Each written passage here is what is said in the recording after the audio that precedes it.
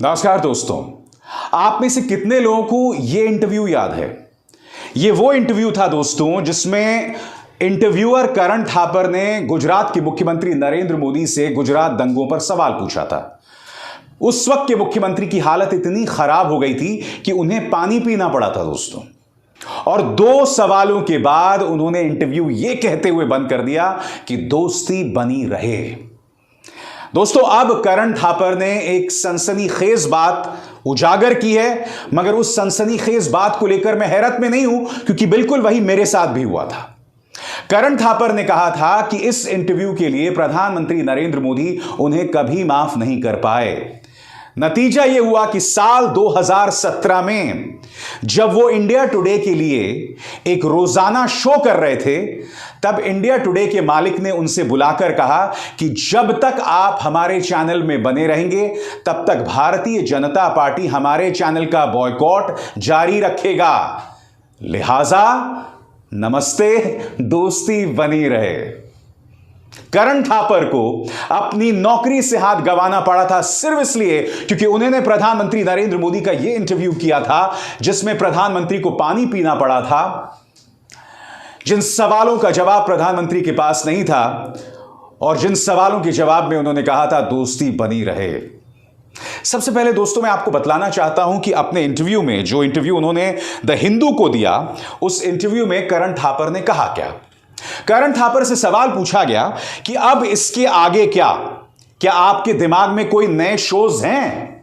तो इसके जवाब में करण थापर कहते हैं कि भाई, मेरे दिमाग में तो बहुत से शोज हैं, मगर कौन सा चैनल इन्हें दिखाएगा? इसका मतलब क्या हुआ? इसका मतलब यह हुआ कि करण थापर, जो शायद पिछले 30-35 सालों से न्यूज जगत में हैं, टेलीविजन के जगत में थे, 2017 के बाद से अब तक किसी न्यूज चैनल ने उन्हें नौकरी पर नहीं रखा, या यह कहा जाए नौकरी रखने से डर रहे हैं। अब मैं आपको बतलाने वाला हूं कि दरअसल इस शख्स अरुण पुरी, जो कि इंडिया टुडे के सर्वा हैं, उन्होंने करण थापर को कहा क्या। वो कहते हैं, जब मेरा कॉन्ट्रैक्ट इंडिया टुडे के साथ 2017 में खत्म हुआ, तब अरुण पुरी ने मुझसे खुलकर कहा कि देखो, मेरी एक बहुत बड़ी समस्या है, जब तक तुम इंडिया टुडे में बने रहोगे तब तक भारतीय जनता पार्टी हमारे चैनल का बॉयकॉट बनाए रखेगा और कोई भी भाजपा का प्रवक्ता या मंत्री हमारे चैनल पर नहीं आने वाला है। इसके जवाब में करण थापर कहते हैं कि जाहिर सी बात है, आपकी प्राथमिकता आपका चैनल है, न कि मेरे जैसा कोई पत्रकार। इसका अर्थ क्या हुआ दोस्तों?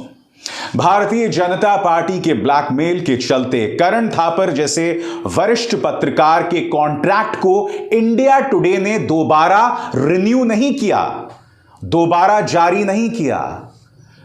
मगर मुझे हैरत नहीं होती है दोस्तों, मैं जब अपने आखिरी न्यूज चैनल में काम कर रहा था 2018 तक, मैं आपको याद दिलाना चाहूंगा कि मेरे साथ क्या हुआ।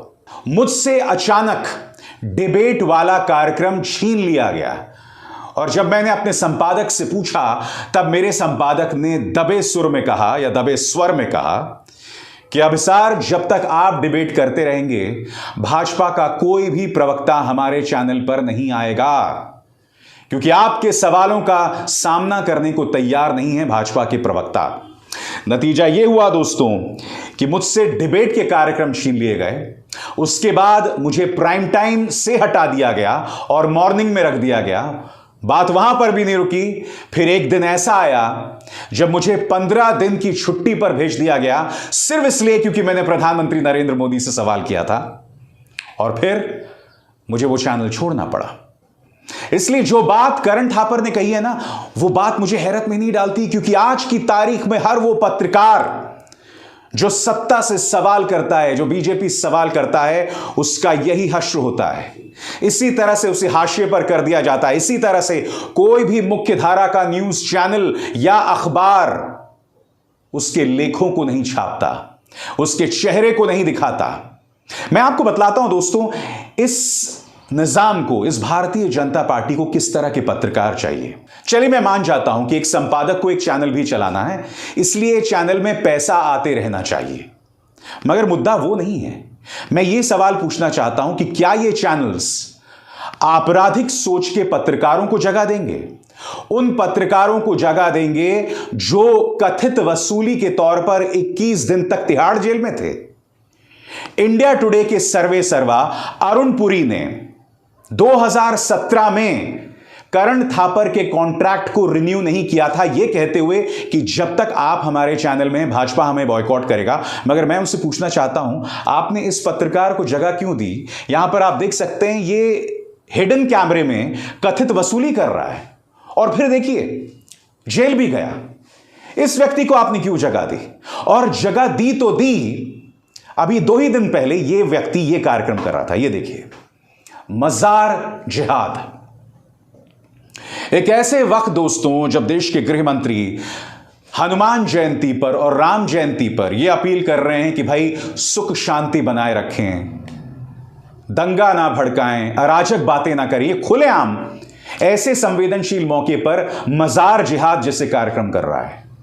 याद कीजिए, जब यह व्यक्ति जी न्यूज में था तब इसने 15 या 20 किस्म के जिहाद पर यह कार्यक्रम किया था।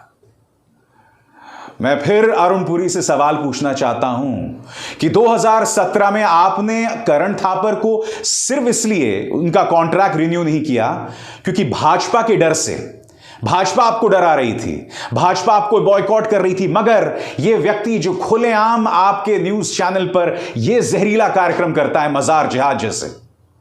याद कीजिए, मोरबी पुल हादसा हुआ था, यह व्यक्ति जो लोग पुल हादसे में मारे गए थे उन पर दोष मढ़ रहा था। याद कीजिए, जब इंटरेस्ट रेट बढ़ गए थे, ईएमआई के दर बढ़ गए थे, तब यह व्यक्ति यह कह रहा था कि पुराने जमाने में लोग जो है लोन नहीं लेते थे, यानी कि जो लोग लोन ले रहे थे उसे यह व्यक्ति आज तक के मंच पर बैठ के गाली दे रहा था। मैं यही तो पूछना चाहता हूं अरुण पुरी साहब से, क्या मजबूरी है आपकी? और देखिए, मुद्दा सिर्फ अरुण पुरी का नहीं है। मैं आपको बतलाना चाहता हूं दोस्तों कि इस निजाम को, इस सत्ताधारी भारतीय जनता पार्टी को किस तरह के पत्रकार चाहिए।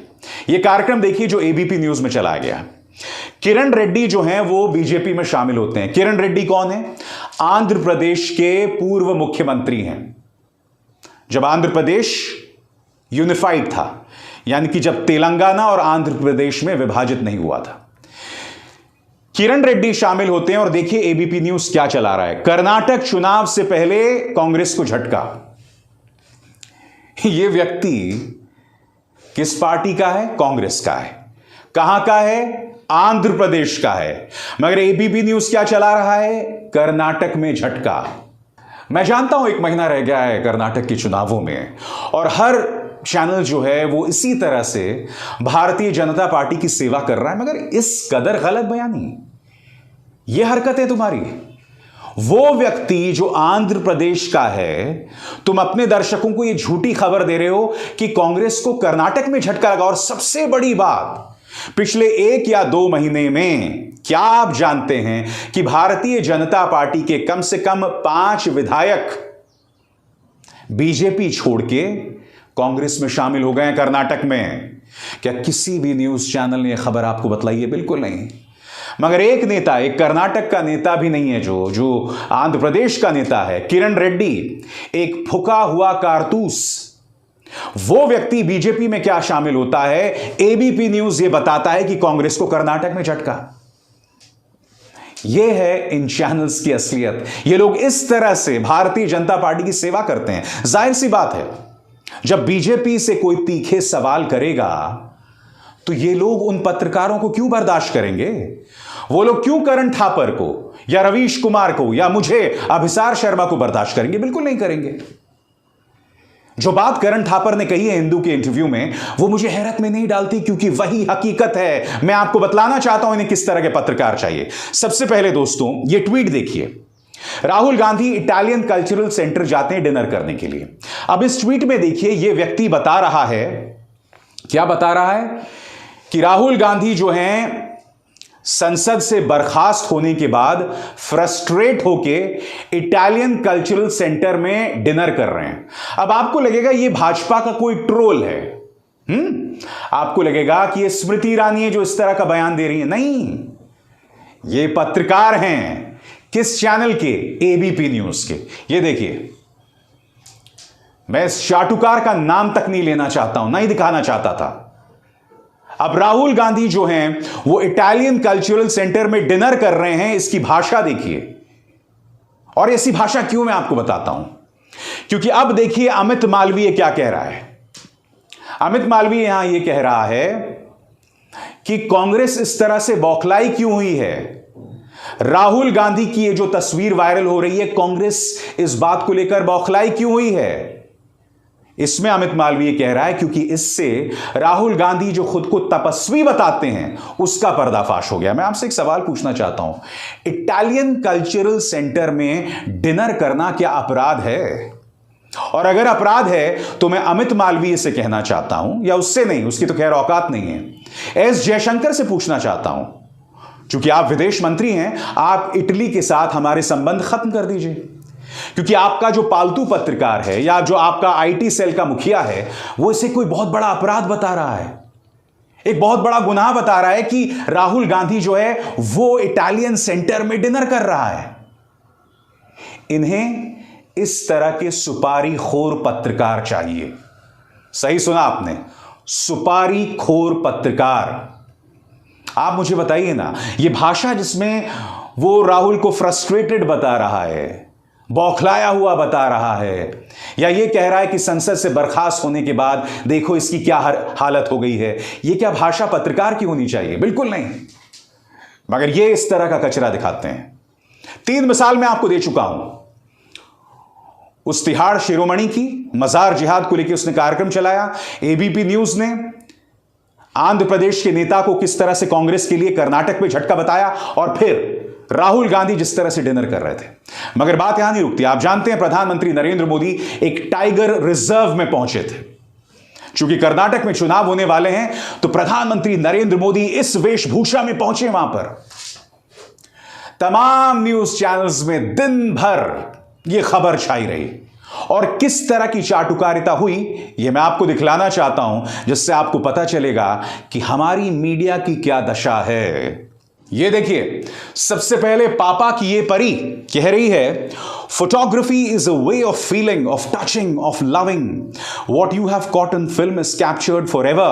It remembers little things long after you have forgotten everything. इस तरह से प्रधानमंत्री नरेंद्र मोदी जो फोटो खींच रहे हैं उसका प्रचार हो रहा है। इनमें से किसी की हिम्मत नहीं है यह कहने की कि रामनवमी के दौरान या हनुमान जयंती के दौरान जो तनाव पैदा हुआ, जिस तरह से टी राजा सिंह जो पड़ोसी तेलंगाना का विधायक है खुलेआम भड़काऊ बयान दे रहा था, प्रधानमंत्री नरेंद्र मोदी उस पर पूरी तरह से खामोश थे। कोई न्यूज चैनल उनसे यह सवाल नहीं पूछेगा। आगे देखिए साहब, एबीपी न्यूज, प्रधानमंत्री मोदी ने तमिलनाडु के मुद्दुमलाई टाइगर रिजर्व का दौरा किया। उनका एक वीडियो भी सामने आया है जिसमें वो हाथियों को खाना खिलाते नजर आ रहे हैं। प्रधानमंत्री मोदी थेप्पकड़ू कैंप में हाथी को खाना खिलाते हुए, जंगल सफारी पर प्रधानमंत्री का जुदा अंदाज हर न्यूज चैनल दोस्तों छाया हुआ है। ये देखिए, जी न्यूज, प्रधानमंत्री मोदी की जंगल सफारी, हाथियों से प्रधान का प्यार। टाइम्स नाउ नव भारत, न्यूज 18 इंडिया। मगर इन पर कार्यक्रम किस तरह से किए गए दोस्तों, वो मैं आपको दिखलाना चाहता हूं। मोदी मोदी जपे जपरोवा, वाह क्या बात है। पीएम मोदी का न्यू लुक, नया स्टाइल देखा क्या? 2024 का प्लान, मोदी के मुरीद हों मुसलमान। कर्नाटक चुनाव में टाइगर की एंट्री बदलेगी केमिस्ट्री। कर्नाटक के बांदीपुर टाइगर रिजर्व पहुंचे प्रधानमंत्री मोदी। इस तरह के कार्यक्रम चलाए जाते हैं जब प्रधानमंत्री नरेंद्र मोदी तमिलनाडु और कर्नाटक के टाइगर रिजर्व्स में कदम रखते हैं। और दूसरी तरफ Rahul Gandhi Italian cultural centre में डिनर क्या करते हैं? सबसे पहली बात, आप उनकी तस्वीर को इस तरह से लीक नहीं कर सकते। कोई व्यक्ति अगर डिनर कर रहा है तो आपको उसकी इजाजत के बगैर यह तस्वीर नहीं खींचनी चाहिए। मगर ऐसा हुआ, मगर यह पहली बार नहीं हुआ। आपको याद होगा जब राहुल गांधी काठमांडू गए थे अपनी एक दोस्त की शादी में, तब यह तस्वीरें लीक हुई थी। क्योंकि जब राहुल गांधी शादी में गए थे तो उसके बाद वो और उनके दोस्त जिनकी शादी हुई थी, वो लोग एक नाइट क्लब में गए थे डिनर करने। इन्हीं तस्वीरों को लीक किया गया था, और न सिर्फ लीक किया गया था, जिन लड़कियों के साथ राहुल गांधी इस तस्वीर में दिखाई दे रहे हैं, उनके साथ राहुल गांधी के रिश्ते भी जोड़ दिए गए थे। एक कोई अभिनेत्री हैं, उन्होंने राहुल गांधी के साथ फोटो खिंचवाई थी, तो यह कहा गया था कि राहुल गांधी का इनके साथ अफेयर चल रहा है, और इसके पीछे भी वही भाजपा का अश्लील तंत्र। मैं आपसे एक सवाल पूछना चाहता हूं कि विपक्ष के नेता की छवि का इस तरह से अपराधीकरण, मगर प्रधानमंत्री नरेंद्र मोदी अपनी जिम्मेदारियों से बचते हुए कर्नाटक और तमिलनाडु के टाइगर रिजर्व्स में पहुंच जाते हैं, इस तरह से महिमा मंडन होता है। अब आप समझे कि करण थापर के कॉन्ट्रैक्ट को क्यों नहीं रिन्यू किया गया। अब आप समझे कि न्यूज चैनल्स में अभिसार जैसे पत्रकारों की जगह क्यों नहीं है। हालांकि एक बात स्पष्ट कर दूं कि मैं जिस मंच पर आपसे जुड़ा हूं, मुझे इस मंच पर आपसे जुड़े रहने की बेतहाशा खुशी है, क्योंकि मैं आपकी आवाज बगैर डरे बेखौफ उठा सकता हूं। किसी का दबाव नहीं है मुझ पर। जब तक ये मंच बने रहेंगे, यानी YouTube, Facebook, जब तक हमारी आवाजों को नहीं दबाया जाएगा, मैं आपकी आवाज उठाते रहूंगा। मगर भविष्य का किसने देखा है दोस्तों? हम देख रहे हैं कि भारतीय जनता पार्टी किस तरह से दबाव बना रही है। अभी एक खबर आई थी कि सरकार का ही एक तंत्र अब यह फैसला करेगा कि क्या फेक न्यूज है और क्या सही न्यूज है, और उसके आधार पर आप पर कार्रवाई की जा सकती है। मैं फिर आपसे पूछना चाहता हूं, क्या यह फैसला करने का अधिकार सरकार के किसी तंत्र को होना चाहिए? नहीं होना चाहिए, मगर ऐसा हो रहा है। क्यों? क्योंकि यह सरकार तमाम ताकत को अपने हाथ में रखना चाहती है, नहीं चाहती है कि कोई भी उनसे सवाल करे। आलोचना तो बहुत दूर की बात है। जब उन्होंने राहुल गांधी का यह हश्र कर दिया है, संसद के अंदर उनके भाषण को नोच दिया जाता है, उनकी संसद की सदस्यता खारिज हो जाती है, उन्हें घर से निकाल दिया जाता है। यानी कि देश की एक बड़े राष्ट्रीय दल के सबसे बड़े नेता का यह हाल किया जा रहा है, तो पत्रकार जो अकेला खड़ा है, यानी कि मेरे जैसा पत्रकार, आप सोच सकते हैं ये लोग क्या क्या नहीं कर सकते। मगर ऐसे कहते हैं ना दोस्तों, जब तक है जान, जब तक वाणी है, जब तक वाणी में कपकपाहट नहीं है, वाणी में तेज है, तब तक मैं आपकी आवाज बनता रहूंगा, सत्ता से सवाल करता रहूंगा, पीछे नहीं हटने वाला हूं, कोशिश करते रहूंगा जब तक कर सकूं। अभिसार शर्मा को दीजिए इजाजत। नमस्कार। स्वतंत्र और आजाद पत्रकारिता का समर्थन कीजिए, सच में मेरा साथी बनिए। बहुत आसान है दोस्तों, इस ज्वाइन बटन को दबाइए और आपके सामने आएंगे ये 3 विकल्प, इनमें से एक चुनिए और सच के इस सफर में मेरा साथी बनिए।